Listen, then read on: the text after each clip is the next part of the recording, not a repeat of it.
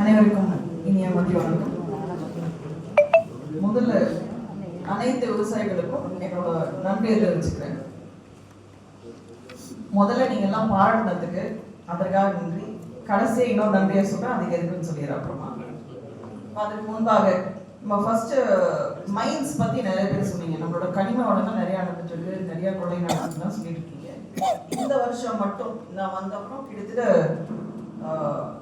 Fine போட்ட amount எக்கச்சக்கம், fine collect பண்ண amount எக்கச்சக்கம். 308 FIR போட்டிருக்கோம். 308 எஃப்ஐஆர் போட்டு குற்றவியல் நடவடிக்கை எடுத்து அவங்க தண்டனையும் பெற்றுக் கொடுத்துருக்கோம். அது ரொம்ப ரொம்ப பெரிய விஷயம். இந்த ஒரு ஆண்டு காலம் மட்டும். அது மட்டும் இல்லாமல் கிட்டத்தட்ட 500 வெஹிக்கிள்ஸ் மேலே, வண்டிக்கு மேலே சீஸ் பண்ணியிருக்கோம். சீஸ் பண்ணி அவங்களுக்கும் ஃபைன் பண்ணி அவங்க மேலே எஃப்ஐஆரும் போட்டிருக்கோம். பட் இது தொடர்ந்து நடைபெறும். ஒவ்வொரு மாதமும் நம்ம ஒரு மீட்டிங் வைக்கிறோம். அந்த மீட்டிங் வந்துட்டு மாவட்ட அளவிலான மீட்டிங் ஒன்று நடந்துடும். அது இல்லாமல் தாலுக் லெவலில் நடத்துறாங்க. ஒவ்வொரு மாதமும் அந்த மீட்டிங் நடக்குது. அந்த மீட்டிங்கில் தாலுக் டாஸ்க் ஃபோர்ஸ்னு வச்சுருக்கோம். அதில் தாசில்தார் மட்டும் அல்லாமல் மைன்ஸ் துறையை சார்ந்தவங்களும் சேர்ந்துருக்காங்க. இவங்க எல்லாமே ஜாயிண்ட் இன்ஸ்பெக்ஷன் பண்ணி சர்ப்ரைஸ் இன்ஸ்பெக்ஷன் பண்ணணும். போய் நைட்டோ அல்லது பகல்லோ அல்லது எப்போ கம்ப்ளைண்ட் வருதோ அப்போ பார்த்து உடனடியாக வண்டிகள்லாம் சீஸ் பண்ணி அதுக்கான எஃப்ஐஆர் முதல்ல போடணும். நம்ம ஃபைன் போடுறதுன்றது உண்டு. அது இல்லாமல் எஃப்ஐஆர் போட்டு அவங்க மேலே குற்றவியல் நடவடிக்கை மேற்கொண்டுட்டு இருக்கோம். அது இப்போ நடந்துட்டு இருக்கு. பட் இது தொடர்ந்து நடைபெறும் அப்படிங்கிற ஒரு உத்தரவாதம் கொடுத்துறேன். இது இல்லாமல் முக்கியமான ஒரு விஷயமா நீங்கள் என்கிட்ட கேட்டது சீம கருவேலை பற்றி. இவ்வளோ சீம கருவேல் இருக்கே, நம்ம எடுக்காமல் இருக்கோமே அப்படின்றது. இது வரைக்கும் சீம கருவேல் கிட்டத்தட்ட ஒரு 25 கிராமங்களில் ஒரு பரிச்சார்த்து மூலயமா நம்ம எடுத்து நம்ம பண்ணிட்டு இருந்தாங்க. யாத்துறை இந்த ஊரக வளர்ச்சி துறை மூலமா செஞ்சுட்டு இருந்தோம். இப்போ ஊரக வளர்ச்சி துறை மூலமாக கிட்டத்தட்ட 25,000 ஹெக்டர் அங்க இருக்கிற சீம கருவேலை அகற்றுறதுக்கு நம்மளுக்கு டெண்டர் ஆப்ஷன் கொடுத்து டெண்டர் முடிஞ்சிருக்கு. டெண்டர் கொடுத்து அதை எடுக்க ஆரம்பிச்சிட்டாங்க. ஒர்க் ஆர்டர் கொடுத்தாச்சு. ஸோ இது கவர்மெண்டே ஃபண்டும் கொடுத்து நம்ம எடுத்துருக்கோம். 25,000 ஹெக்டர் பண்ணிட்டு இருக்காங்க. இது ஒவ்வொரு ஃபேஸ் கணக்கில் போகும் அப்படின்ற உத்தரவாதம் உங்களுக்கு கொடுத்துறேன். அடுத்ததாக சொல்லணும் அப்படின்னா நம்மளோட பிஎம் கிசான். நிறைய பேர் எனக்கு இன்னும் பிஎம் கிசான் வரல, குறிப்பிட்ட ஒரு ஊர்லேயே எனக்கு வரலன்ற மாதிரி சொல்லியிருந்தீங்க. ஸோ அதில் நம்ம ஏற்கனவே முதல் நாள்னு சொல்லியிருந்தா நம்மளுக்கு ஃபார்மர்ஸ் ரெஜிஸ்ட்ரி அப்படின்ற ஒரு டேட்டா நடந்துட்டு இருக்கு. அந்த டேட்டாவில் அனைத்து விவசாய பெருமக்களோட தரவுகள்லாம் ஏற்றி அந்த தரவுகளில் என்னென்ன இருக்கோ அதை தொடர்ந்து அதை பேஸ் பண்ணி தான் உங்களுக்கு இனி வரும் காலங்களில் எல்லா பெனிஃபிட்ஸும் கிடைக்கும். கவர்மெண்ட்டோட எந்த ஸ்கீம் வந்தாலும் அந்த தரவுகளை பேஸ் பண்ணி தான் கிடைக்கும் அப்படின்னு நான் மீண்டும் வலியுறுத்திட்டு இருக்கேன்.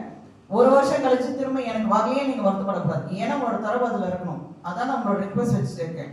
அதில் பார்த்தீங்க அப்படின்னா பிஎம் கிசான் எலிஜிபிள் பர்சன்ஸ் யாரெல்லாம் பிஎம் கிசான் தகுதியானவர்களோ அது ஒரு குறிப்பிட்ட நம்பர் இருக்கு.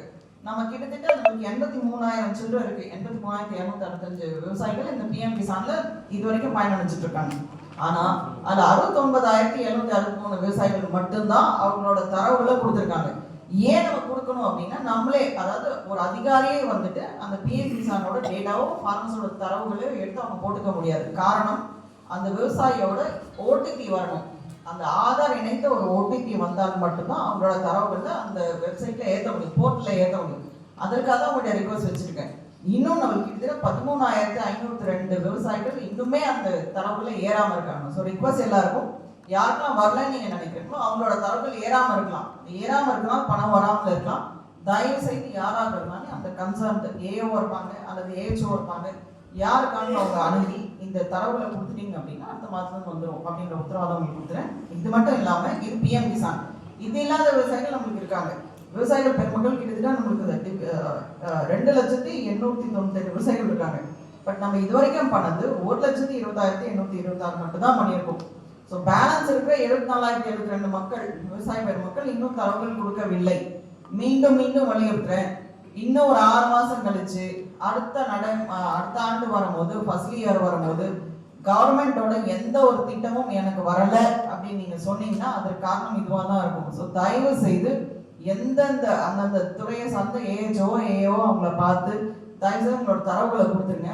அங்கே உட்காந்து உங்களோட வருவாய் கிராமத்திலே அவங்க செஞ்சுட்டு இருக்காங்க. ஸோ தயவு செய்து தரவுலாம் கொடுத்தீங்கன்னா மட்டும்தான் உங்களுக்கு இந்த பெனிஃபிட்ஸ் கிடைக்கும். மீண்டும் வலியுறுத்துறேன், அது செஞ்சிருங்க.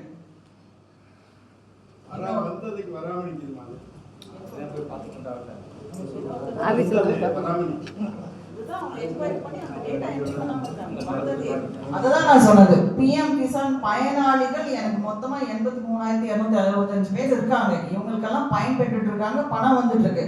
ஆனா 13,000 பேர் இன்னும் தரவுகளை ஏத்தாம இருக்காங்க. அவங்க ஏத்தனா மட்டும் தான் மீண்டும் அவங்களுக்கு பணம் வரும். அதான் நான் சொல்லிட்டு இருக்கேன். தயவுசெய்து ஏத்துங்கன்னு சொல்றேன். உங்களுக்கு நின்று போனதுன்னு கணக்கு கிடையாது. நீங்க கொடுக்காதனால வெயிட் பண்ணிட்டு இருக்காங்க. நீங்க கொடுத்துட்டீங்க அப்படின்னா உடனே பணம் வர ஆரம்பிச்சிடும். சரிங்களா? அது பண்ண ஆரம்பிச்சிருங்க. இது ஒண்ணு. இன்னொன்று வந்து நம்மளோட RMTNCSC நம்ம டிபிசி சம்பந்தமாக நிறைய கோரிக்கைகள் வச்சுட்டு இருந்தீங்க. இந்த டிபிசியை பொறுத்த வரைக்கும் சென்ற ஆண்டு சம்பா பருவத்தில் கிட்டத்தட்ட 96,000 நம்ம ப்ரொக்யூர் பண்ணியிருந்தோம். விவசாய நெல் கொள்முதல் பண்ணியிருந்தோம்.